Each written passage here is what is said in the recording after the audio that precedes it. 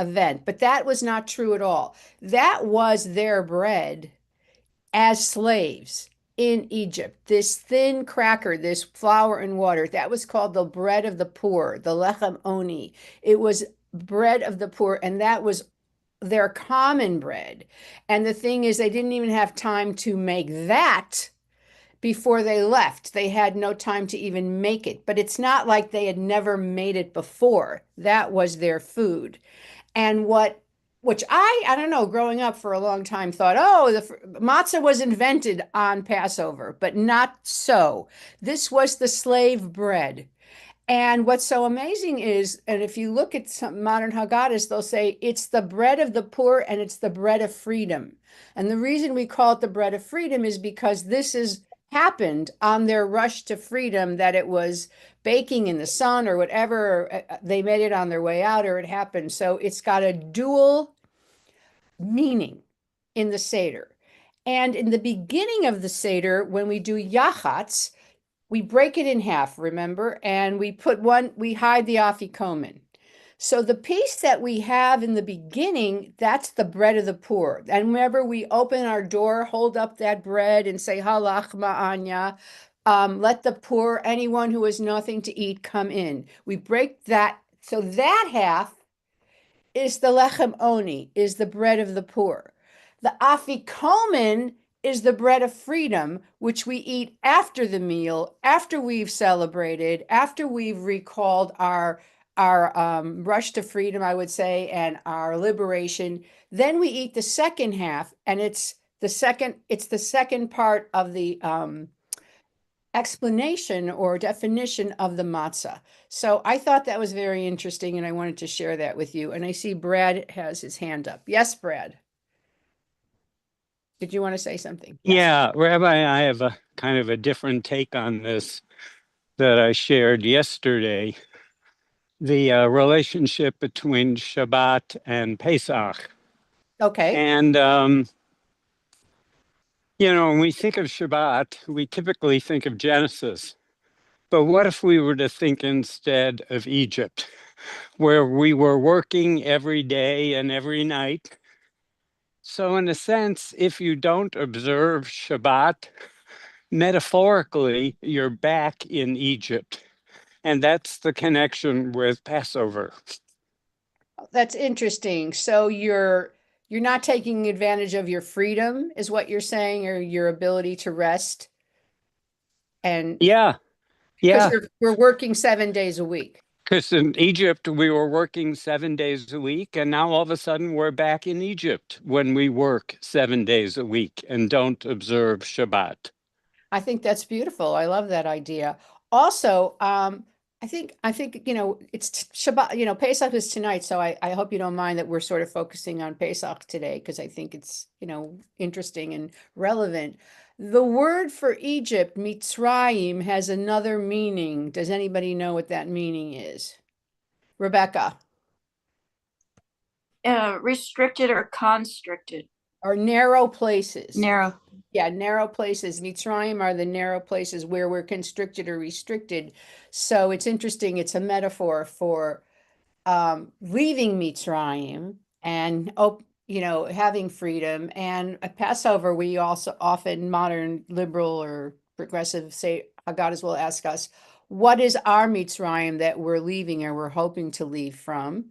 And where are our narrow places and how do we need to expand our lives in some way? Because that's also something. Brad, is your hand still up? Or are you done? Okay, because all right. So I wanted the actual Torah reading tomorrow is just about sacrifices. I mean today, sorry. It's just Parshat Tzav, it's Mitzvah, it's just sacrifices. And I thought it'd be more interesting to look at the Parsha that is for the first day of Pesach, which would be tomorrow morning. So I think that's more relevant. So it's Exodus, and it starts on verse 21, chapter 12. Chapter 12. But I actually want to go back to chapter 6 to verse 16 instead of chapter. Okay, let's start again. chapter 12, I want to go to verse 16. Exodus 12, verse 16. What page? What book do you So what book you have? have? If you have the Eitz Chaim, it's page 384. What book do you have? And I'll tell you because I have all of them. Who asked for the book page? That one? Oh, I have that one. That's the Tanakh. Is that the Tanakh? Susie, is that the Tanakh? The modern commentary. Wait, hold that up again so I can see which one it is. I can't see it. Pull it back. Yeah, I think it's the Tanakh. Okay, hold on. Is it this one? Will you tell me the page? Yes. Okay. Okay. In that one, it's page. It may be easier just to mention the chapter and verse so I everybody. did. Oh. Chapter 12, verse 16 Thank of you. Exodus. Overlooked it. Sorry. But if you need the page, it is. Oh, I have this one all written. Chapter 12, verse 16 is page 136. Page 136. Okay. Wow. You know what? This is interesting. Okay, one page. Okay, so I like the Eitz Chaim because it has commentary. So now what I find interesting about this is the instructions for Pesach before the Exodus. That's why we know that they had matzah or unleavened bread before they left, because we're already being told you're going to eat this bread on this holiday. And how would they know what it was if it wasn't already, it was a familiar thing. So that's why I wanted to look at that. So at verse 16, who would like to read? Who would like to read? Come on. Okay, Natalie. But unmute yourself. You're muted. Okay, go ahead. And you shall celebrate a sacred occasion on the first day and a sacred occasion on the seventh day. No work at all shall be done on them, only what every person is to eat. That alone may be prepared for you. Okay, so the word in Hebrew for sacred occasion is Mikra Kodesh, which is also what Shabbat is called, the Mikra Kodesh. It's a holy event, a holy happening would be the literal translation of it. But you are allowed to make food, which you can't do for Shabbat. So you're allowed to prepare food, but you're not allowed for Shabbat to cook anything. Go a little more. You shall observe the feast of unleavened bread. For on this very day I brought your ranks out of the land of Egypt. You shall observe this day throughout the ages as an institution for all time. Okay, and it's called in Hebrew Hamatzot. You will observe at Hamatzot. They just call it the matzah day, the day of matzahs in Hebrew. So we know that they knew what matzahs were and that they ate matzahs before, but this is a special time of matzahs. Does somebody want to say something? Okay. And this will be for all time. So we're getting this is like one of our fundamental, foundational festivals that becomes one of the 3 pilgrimage festivals. And what do we mean by pilgrimage festivals? Do people know? What's a pilgrimage festival? Anybody know? Brad, you don't know? Isn't Sukkot a pilgrimage? Yeah. Marina, you raise your hand. Go ahead. I believe that everybody was supposed to come to the temple and bring sacrifices, and the pilgrimage is to come to the temple. Yes. So this was one of the 3 times that you were supposed to go. I don't think everybody, I imagine it like the Hajj, where people go to Mecca once, maybe you went, but you didn't go all 3 times a year, unless you were very, you lived near Jerusalem because it could take days to get there. And it was a huge celebration, though, and you would bring your first fruits, you would bring a sacrifice or whatever. So, I mean, just imagine what that must have looked like. There must have been thousands of people. The smell must have been very strong from the sacrifices and the animals. And it was this big Mardi Gras, kind of holy Mardi Gras of people singing, dancing, eating, celebrating, or whatever. And so Pesach is really the first one. It's the first one because it celebrates the first event, seminal event in our history as a people, which is the Exodus. And what are the other two? Cindy mentioned Sukkot, which is in the fall. And what's the other one? Anybody know the third one? Shavuot. Shavuot. And the word Shavuot means weeks. And 7 weeks from the Exodus is when the Israelites reached the base of Mount Sinai and we received the Torah or the Ten Commandments. So it's 7 weeks later. But what was so brilliant about the rabbis is they attached each event to our harvest in the land of Israel, the Oh, spring harvest, the summer harvest, and the fall harvest. So they're all connected to the land and to this historic event. So even everybody harvested, and they also at the same time were learning their history of their people. What is amazing to me is that for 2,000 years, we didn't have a land and we still celebrated these harvest holidays despite not having a land and not harvesting.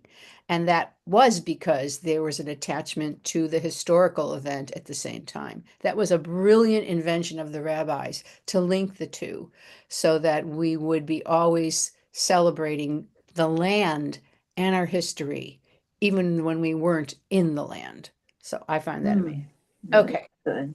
So, okay, and then we're on 18. Who would like to read? I don't want to do all the talking. Who would like to read? Come on. Rebecca, 18. In the first month, on the 14th day of the month, at evening, you shall eat unleavened bread, and so until the 21st day of the month at the evening. For 7 days, no leaven shall be found in your houses. For if anyone eats what is leavened, that person shall be cut off from the congregation of Israel, whether he is a sojourner or a native of the land. You shall eat nothing leavened. In all your dwellings you shall eat unleavened bread.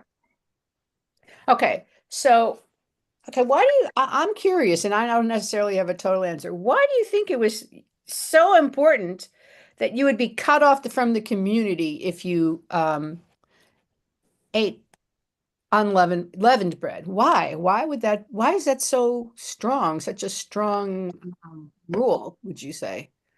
What, and just think about it, speculate. Why do you think? Eric. Well, it's a unifying factor. You have to eat the same bread for everybody to establish us as a united people. Oh, I Because like that. if you're not united, we fall. You know, we have to stay together in order to preserve the Jewish people. Thank Okay. you. All right, I like that. Okay, Mara or Harv, because you both have the same. Go ahead. I was actually going to say what Eric said. The unifying thing, but so strict that they would kick you out, you would be cut off from your people. I find that very, interesting. Well, Um, I think it's also that you're cut off from yourself. You're cut off from um, it's it's the theme that consistently runs through the Torah about if you don't do this, you will Be punished. die. To be punished. okay, so do And we, well, I don't think it's to be punished. I think the fact that you don't observe it, Okay. it's like if you don't meditate, you don't get the value. You're not personally liberated because you haven't chosen to live your life in a way that can liberate you. Yeah, I like that. Okay, somebody else had their hand up. Rebecca, did you have your hand up? I think Mark was before me. Oh, Mark. Sorry. Thank you, Rebecca. Thank you, Rebecca. Yeah, to offer a counter perspective, and maybe it's because I'm in law school currently, but reading this, it almost seems like it gives authorities a license to go inspect people's homes then to search for leaven, which is an invasion of privacy. And to read this is frightening, as a basic formation of what do we consider private and respectable and away from inspection from authorities, that one would consider in the current area, you need a warrant. Authorities need a warrant to go inspect someone's home. But in this verse, it just says, if there's leaven found, one that's like, does it create this implied license or right to authorities to just freely go into people's homes without something akin to a warrant and search for that? And to me, from a legal perspective, that's worrisome because that's an invasion of privacy. Hey, you don't even need the authorities. Your neighbors will know. Totally. You know what I mean? So you're right. So so you find it an intrusion. Okay, Rebecca. I have, it's really interesting, this interpretation, because it's a Christian interpretation, and they felt that leaven, because it ferments, is a corrupting power, and that this corruption leads to ritually unclean substance.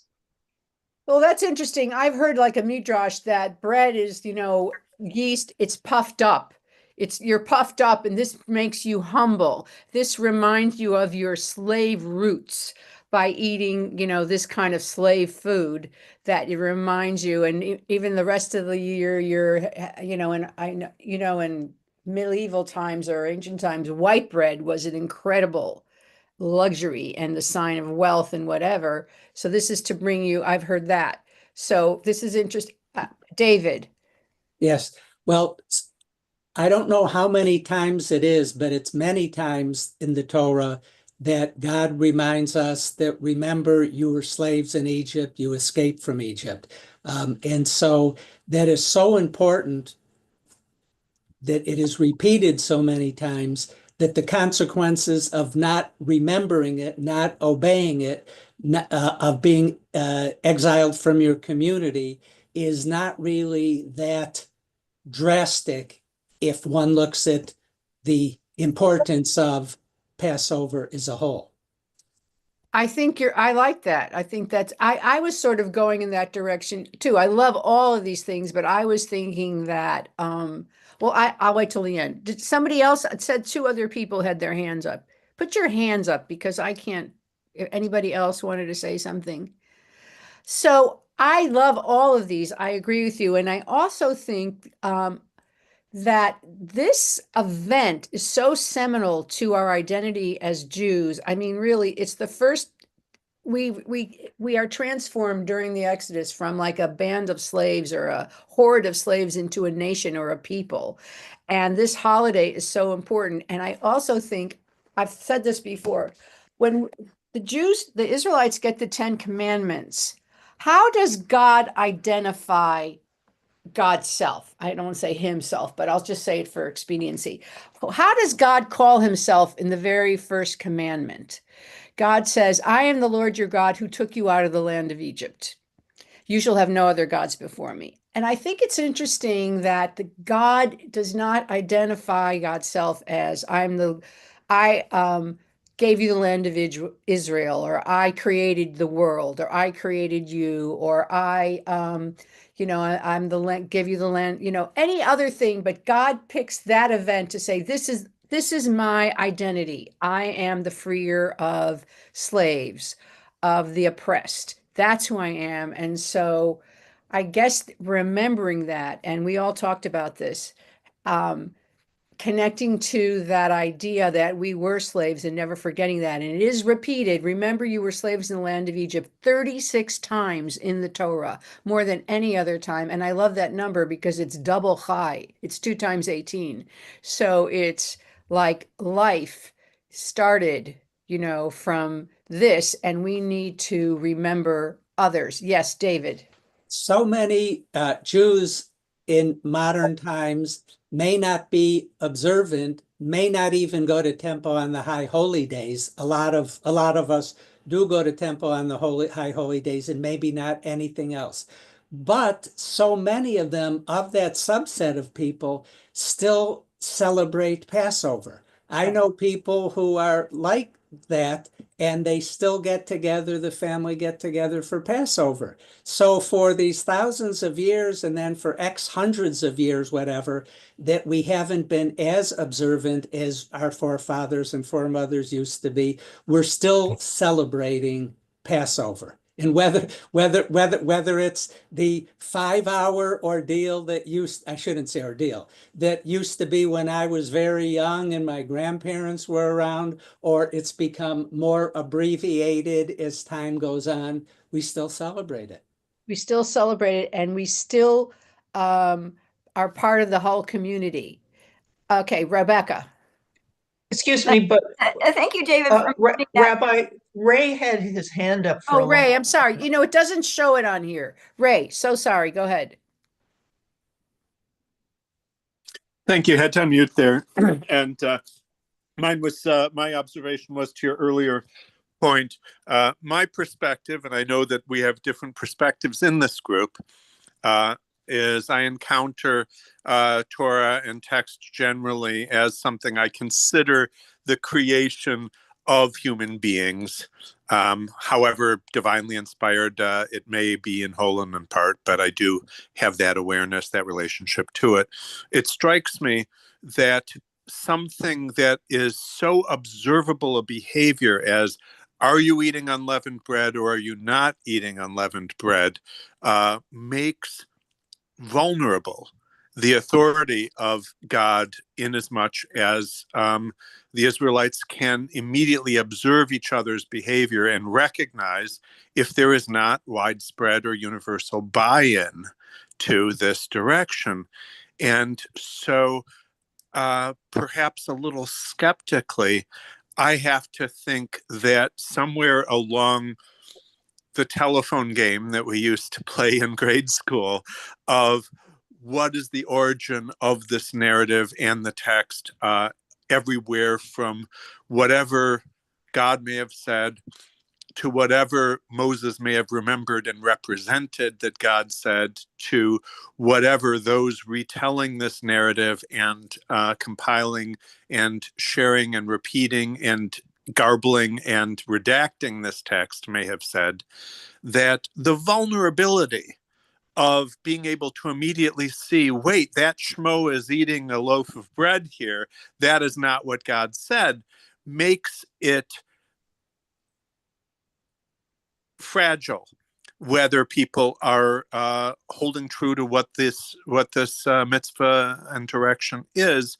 And so somewhere along this line of communication from God through Moshe to people repeating and writing it down, someone may well have been like, we cannot absolutely have someone see someone else eating bread. So we're going to really mean this. Let's make sure they understand that they will be cut off from the people if this happens. So I find it hard to factor out human enterprise and vulnerability from a statement so strong as this. Well, I agree with you. I don't believe personally the Torah was, given directly from God, that this was written by people and redacted and edited. I mean, the fact that they're talking about the Pesach laws in here, the text before the Exodus happens, shows you that some rabbis or scholars inserted some stuff in later versions of it. So I completely agree with you. And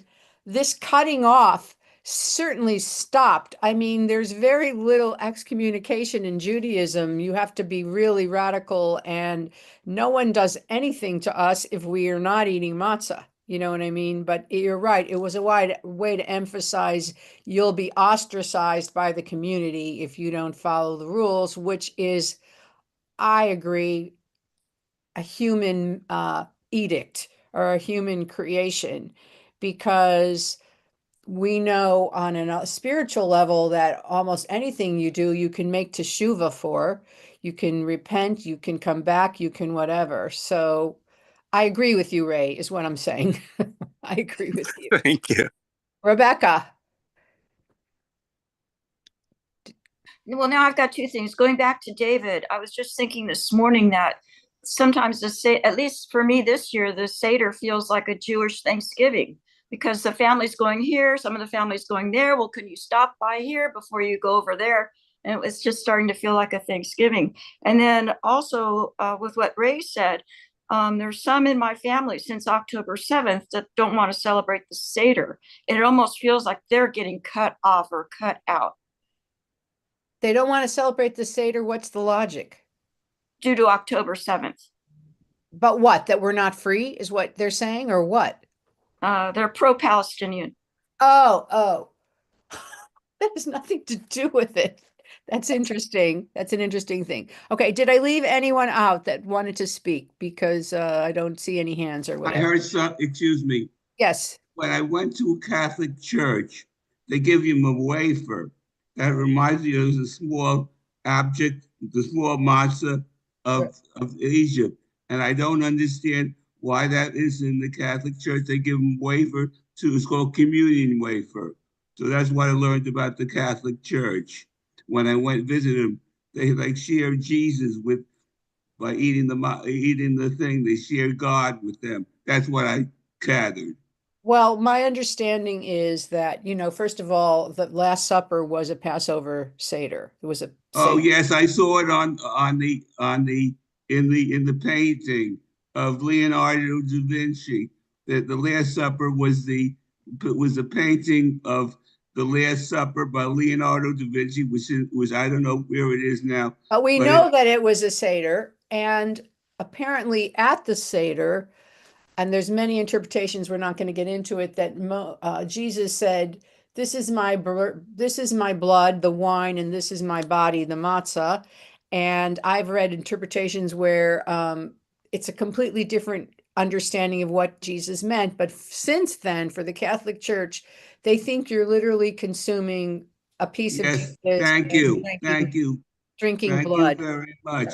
I'm a visual thinker, so I saw that they're consuming a matzah like offering. Thank you very much You're welcome. from Miami. Thank Okay. you. You're welcome. Okay, so now before we go on, it says you have to get rid of all your unleavened food, bread and whatever. Now, this is even until today. What if you're too poor to just get rid of your food? What if you can't afford to just throw out food, or you have all these stores of things that you have over this year you've prepared and saved, and it's not kosher for Passover? What are you supposed to do with the food? And the rabbis in the Talmud created a system for that, and I wonder if anybody knows. Marina. I believe there was a way to kind of sell the bread to a non-Jew and then buy it back. Right. It was a ritual and a symbolic transaction. Yeah, so you sell your chametz. Your chametz is everything that's not kosher for Pesach. You have to sell it to a non-Jew. Usually it's for $1, and you sell it to them. And selling it means it belongs to them, but you can, in my family, and I know they were pretty observant growing up, you seal it away somewhere. You close your pantry, you lock up, you put tape around these cabinets, and you don't touch it. But that doesn't belong to you during Pesach. You've sold it, so it's not yours, not in your possession. And after Pesach, you redeem it and you get it back from the person that you sold it to. So it's the idea that you don't have to throw it away if you can't afford to throw it away, that you can, save whatever you need because you're too poor. There was a big concern, in the Talmud about people who can't afford things. And that's one of the reasons that Hanukkah gelt, I don't know if you know this, originated was to give money to the poor so everybody could afford candles. That you would give them some gelt so everybody could have candles for Hanukkah. And that's the original thing. There's a lot of these things that started with concern for the poor. And there's this argument in the Talmud that if you have a bowl, a big pot of chicken soup and a drop of milk falls into the soup, is it kosher? Is it kosher? What do you think? What would your answer be? Anybody have an idea? Come on, take it. You're Jews, you have opinions. What do you think? David, you have a thoughtful look. I think it is kosher. I think there would be some exclusion of not being kosher, even though it's just one drop. Because I think there's other instances. What is it with stitching? Something Oh, yeah. women are not supposed to do, but if it's one stitch, it's okay. If it was two stitches, then that was forbidden. I think that's like this. So my vote, kosher, still kosher. Okay. Anybody else opinion? Natalie, do you have an opinion? No. So apparently the answer is it depends if the person can afford another chicken. If you can't afford another chicken, you can keep it. If you can, you should get rid of it and start over. So I thought that was a very interesting mentality, again, of like concern for those who can't go forward.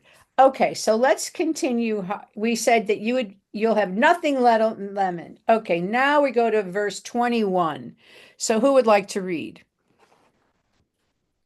Who would like to read? Come on. You're all great readers. I'll continue. Oh, wait, I want to have somebody else. Lynn, you raised your hand. Go ahead. But okay. Moses then summoned all the elders of Israel and said to them, "Go pick out lambs for your families and slaughter the Passover offering. Take a bunch of hyssop, dip it in the blood that is in the basin, and apply some of the blood that is in the basin to the lintel and to the two doorposts. None of you shall go outside the door of your house until morning. For the Eternal, when going through to smite the Egyptians, will see the blood on the lintel and the two doorposts, and the Eternal will pass over the door and not let the destroyer enter and smite your home." I think that's the only place, I'm completely guessing this, that God is called the destroyer. You know what I mean? I find that interesting, the destroyer, and maybe some rabbis said, no, that's not God, that's the angel of death or some angel or whatever. But I've never seen, it says, Velo yitain hamashchit, lavo, the mashchit, the destroyer. It's, so I find that very interesting. Also, this is the place, according to the Midrash, where the firstborn Egyptians saw them doing this and said, "What are you doing?" And when they heard that, they tried to protest and say, let them go, let them go. We don't want this to happen. And Pharaoh wouldn't listen. So it's around this section. Lynn, you have your hand raised? Oh, I can continue. Okay, you didn't raise your hand. No, I'm sorry. Wait, David, do you have your hand raised? Yes.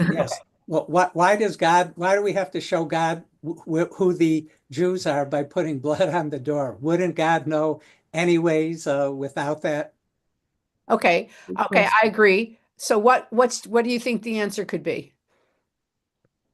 What, Marina?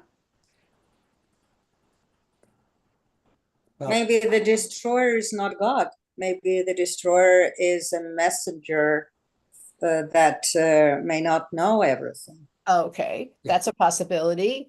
Or when the firstborn, when the non-Jews are killed, if the Jews put the sign on the lintel and the doorpost, then their kids are not firstborn are not killed. Then the non-Jews who don't do that will say, "Oh, God protected the Jews and that's a symbol of it." Okay, yeah, I think so. Mark? I think it, is the creation of ritual and ritual to practice, which is an enriching thing and something that gives culture identity.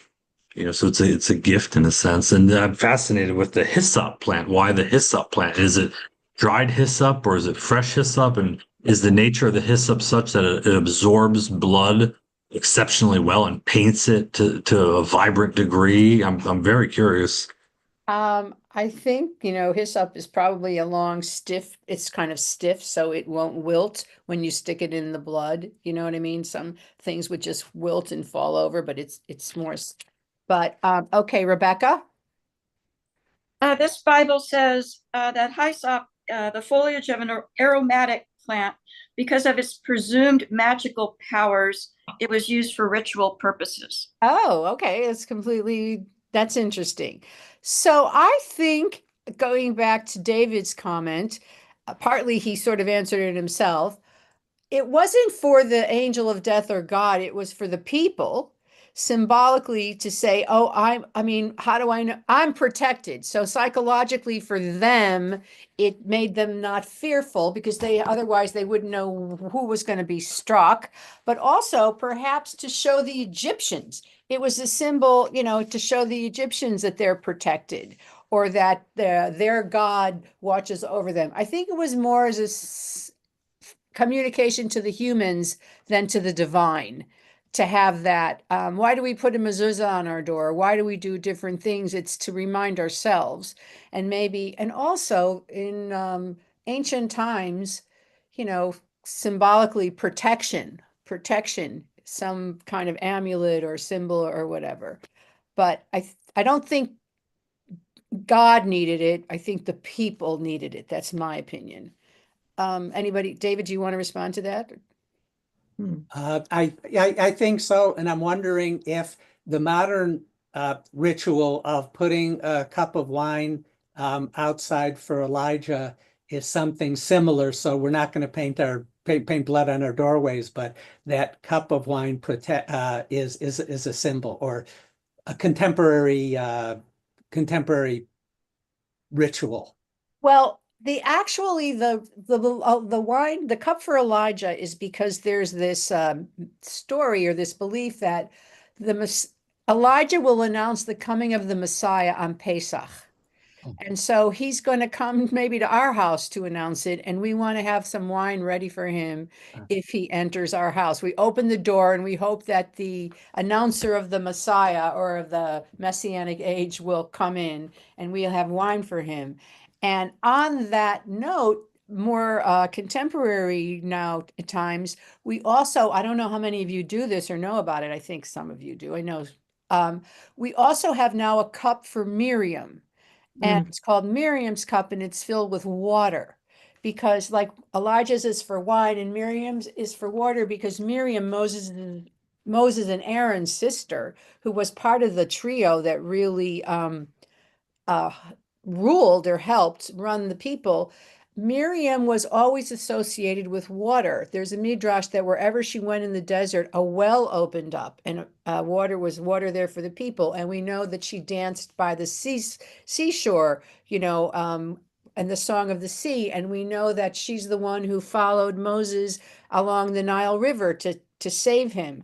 So Miriam and water are connected. And we do that as well. Yes, Mara. All this makes me think of the conversations that many of us have had recently concerning growing anti-Semitism and the question posed by many, should I still keep my mezuzah on my door?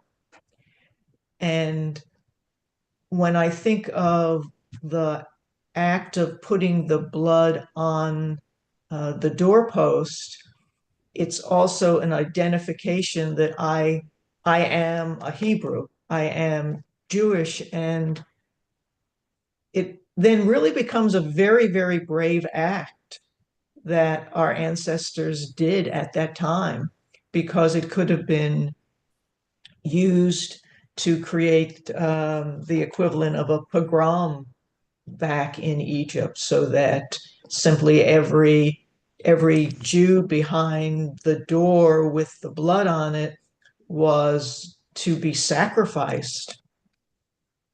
That's interesting because we know they knew who was a Hebrew before because they were slaves. They dressed differently. They lived in their own quarters or whatever. So it's almost, I think it's interesting that you're saying it could invite some kind of oppression, and it also is kind of a sign of faith of the Israelites saying, I believe that my God will be there for me or protect me, and I'm going to do this. And I am declaring myself faithful and believing at the same time. So I like that idea. Yeah. As we're doing right now with the brave act of keeping a mezuzah on our door. That's right. Do people feel threatened or nervous about that? Yes. You do? Yeah.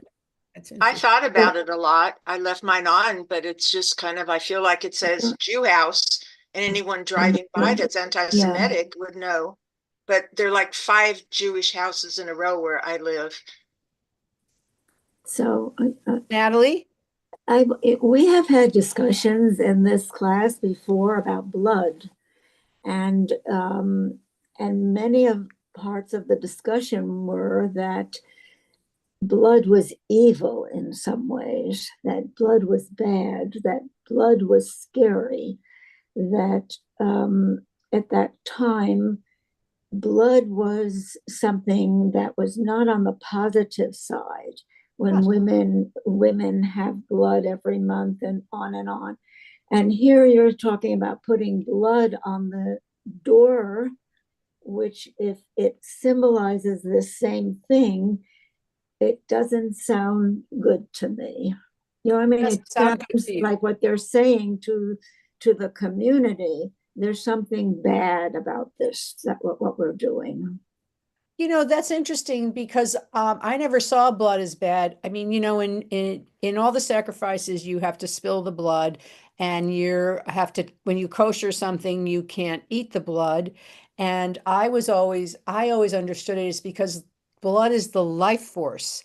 Blood is the actual source of, you know, you can't live without blood, that we don't eat it. It's too sacred, or we don't want to consume it or whatever. But you're saying it's the opposite. I am saying that, you know, that has been some of our discussions, because blood means you're dying.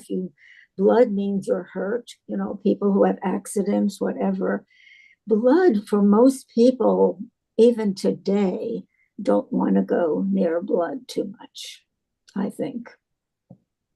So it's very interesting to me, because I have never liked the idea of putting the blood up on the doors. No, it's sacrificing the lambs at that time. I mean, here we were, a people we were not that powerful, and we're still saying, you know, to hell with the rest of you. We do what we feel like. Yeah, we're a stiff-necked people. We've been called that before. I mean, the Romans hated the Judeans because they were so stubborn. They would never follow the Roman gods. The Greeks didn't like them. They didn't follow the Greek gods. They were just these very stubborn people who went their own way. And I guess we still are.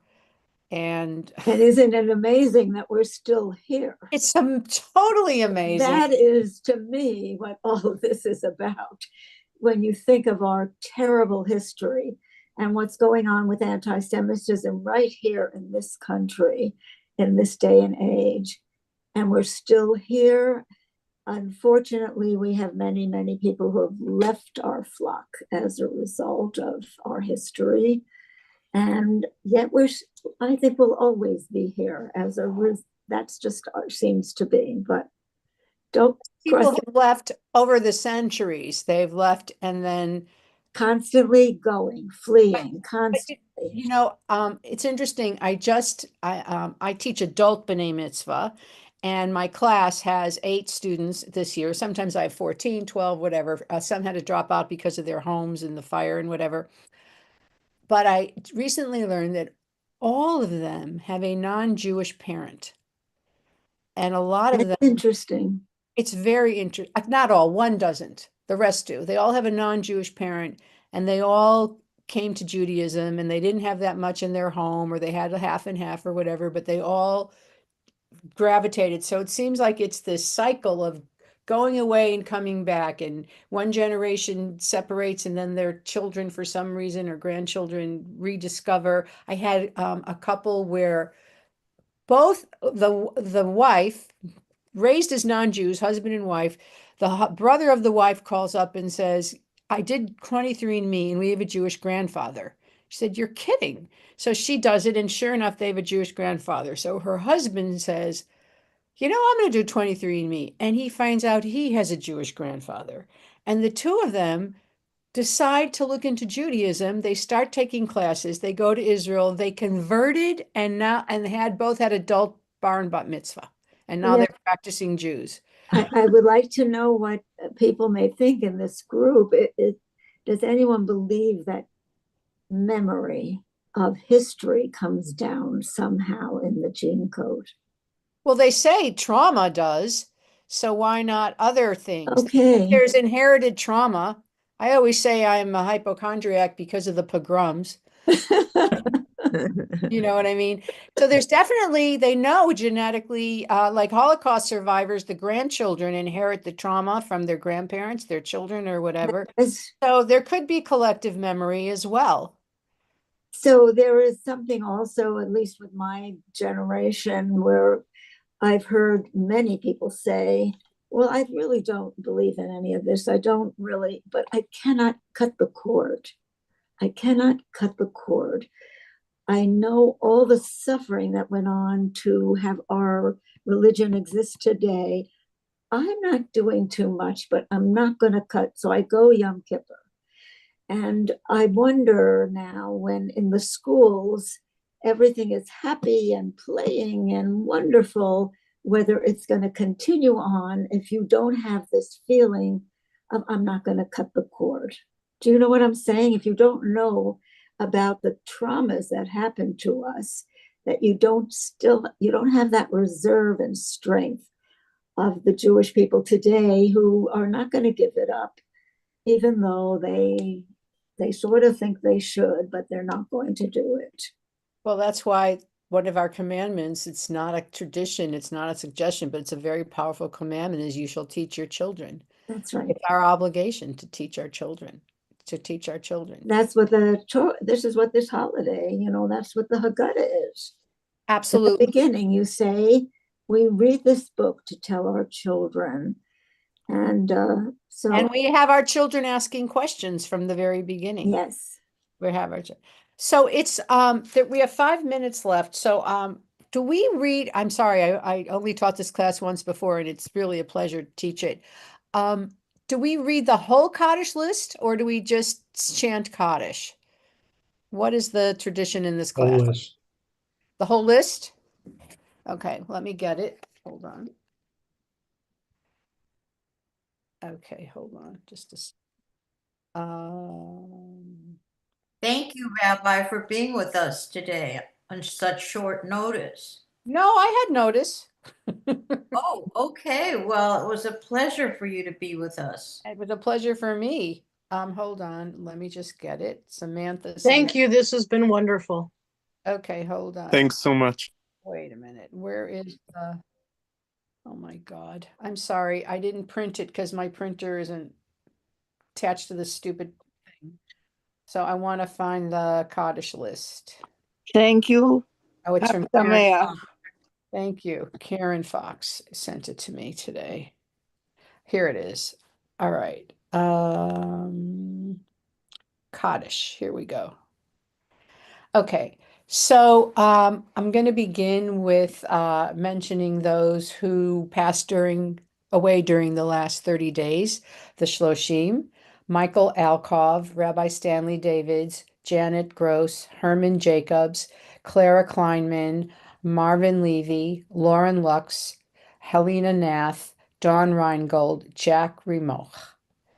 And also those whose yortzites occurred during this past week: Adrian Edelman, Milton Agay, Moses Armel, Eli Moses Addy, Roberta Barr, Melvin Bank, Les Michael Bateman, Robert Berg, Elaine Berkeley, Leslie Bluestone, Sam Cooper, Soraya Delka, Betty Dolinko, Lawrence Allen Dresser, Abba Elkanen, Mary Jane Fate, Robert Israel Feldman, Beatrice Ferris, W. Ben Finkel, Ivan Freistadt, Karen Friedman, Louis Gerald, Francis Goldstein, Yetta Goldstein, David Goodman, Jerry Gorelick, Edward Harbert, Bernard Harris, Betty Hollander, David Howard, Dean Endersky, Mitchell Jarko, Rose Karatz, Patricia Patsy Kelly, John King, Sylvia Klausner, Sandra Kobata, Charles Austin Krynick,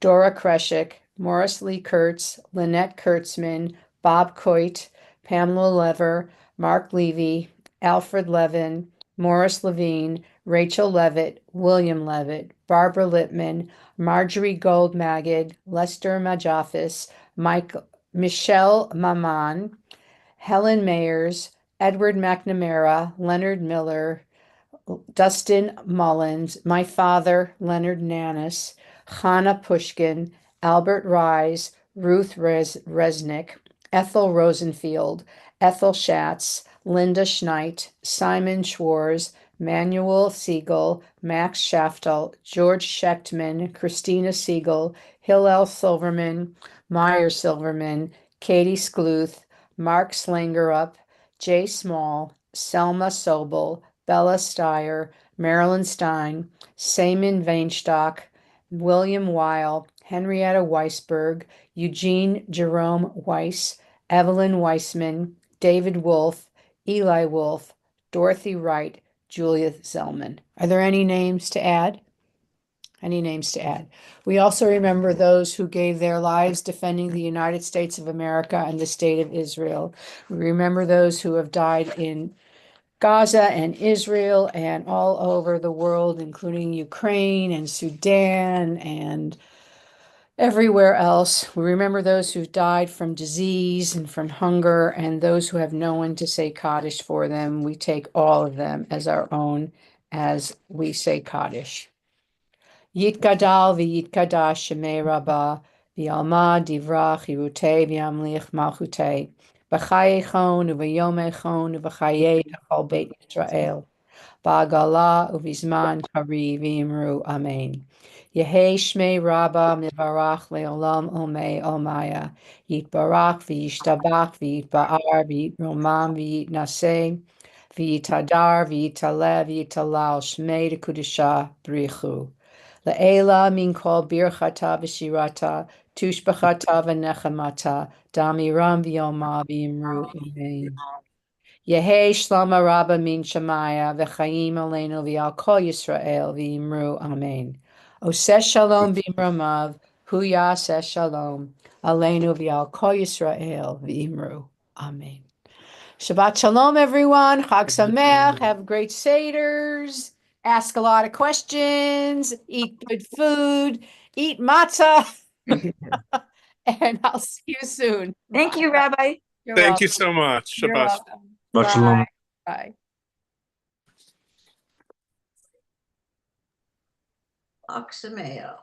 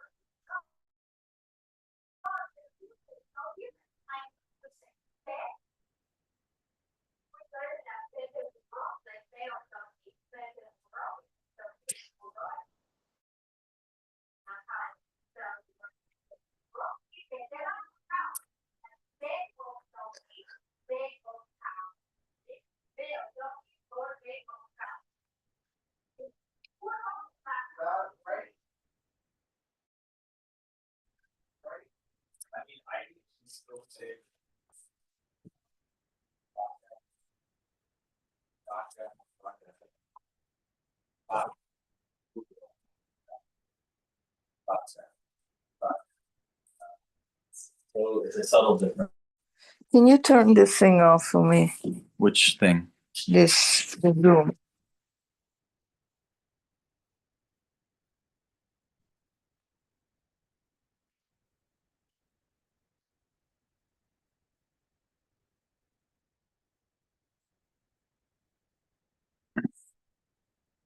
Just end it right there. See, it's not doing